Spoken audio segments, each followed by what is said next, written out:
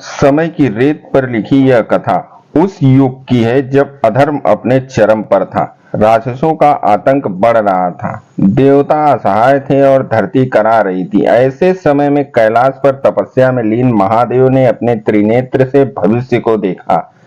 एक ऐसा भविष्य जहां विष्णु स्वयं कृष्ण रूप में अवतरित होंगे, परंतु इस अवतार को पूर्ण करने के लिए आवश्यक था शिव का वरदान।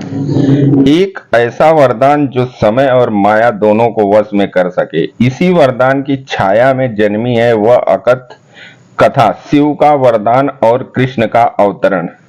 शिव का वरदान और कृष्ण का अवतरण। सृष्टि के आदि काल में जब अधर्म अपने चरम पर था, राक्षसों का अत्याचार बढ़ रहा था, देवताओं ने ब्रह्मा के आदेश पर महादेव का स्मरण किया। कैलाश पर तपस्या में लीन शिव को जब देवताओं ने पुकारा तो उन्होंने अपनी त्रिनेत्र की अग्नि से भविष्य को देखा। उन्होंने देखा कि धर्म की रक्षा के लिए स्वयं विष्णु को कृष्ण रूप में अवतरित होना पड़ेगा। देवताओं ने शिव से प्रार्थना की, हे नीलकंठ, विष्णु का अवतार तो निश्चित है, परंतु उस अवतार में विजय प्राप्त करने के लिए दिव्य शक्ति चाहिए।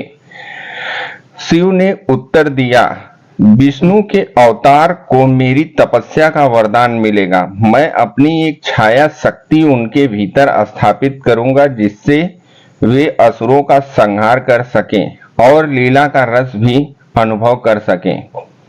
तब शिव ने एक दुर्लभ रत्न महाकाल मणि विष्णु को अर्पित की। यह मणि काल और माया दोनों को वश में कर सकती थी। उन्होंने कहा, जब कृष्ण इस मणि को धारण करेंगे तब वे समय को रोककर रासलीला कर सकेंगे, असुरों का विनाश कर सकेंगे और धर्म को स्थिर कर सकेंगे। परंतु यह रहस्य कभी प्रकट नहीं होना चाहिए। जब कृष्ण मथुरा में कंस का वध करने गए, तभी शिव अदृश्य रूप में उनके साथ थे। महाकाल मणि ने समय को धीमा कर दिया, जिससे कृष्ण ने बिना बाधा के युद्ध जीता। युद्ध के बाद शिव वृंदावन के जंगल में प्रकट हुए।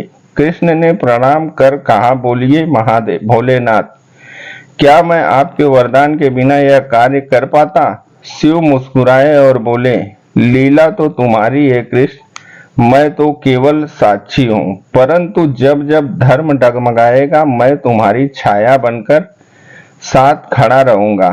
ईश्वर एक है, रूप अनेक है। शिव और कृष्ण का संगम इस तथ्य का प्रतीक है कि सृष्टि में कोई कार्य अकेले नहीं होता, सब कुछ परस्पर सहयोग से होता है।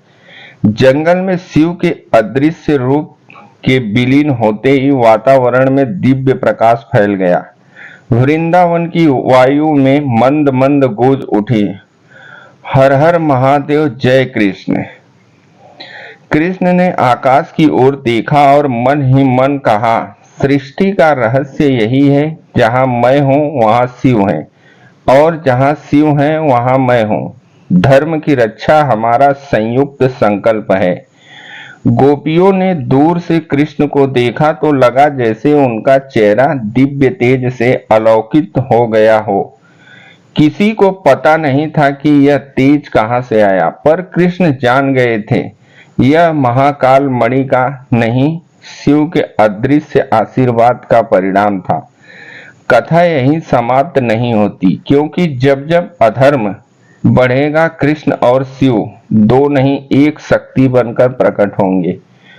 और इसी सत्य के साथ यह अकथ कथा समाप्त होती है, यह कहते हुए ईश्वर एक है, रूप अनेक है, पर लीला अनंत है और रहस्य अकथ।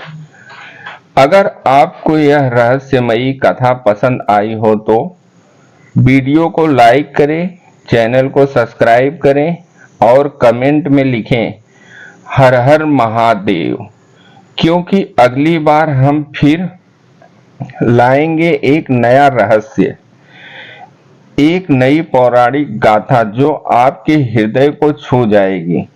तब तक के लिए ओम नमः शिवाय, हर हर महादेव।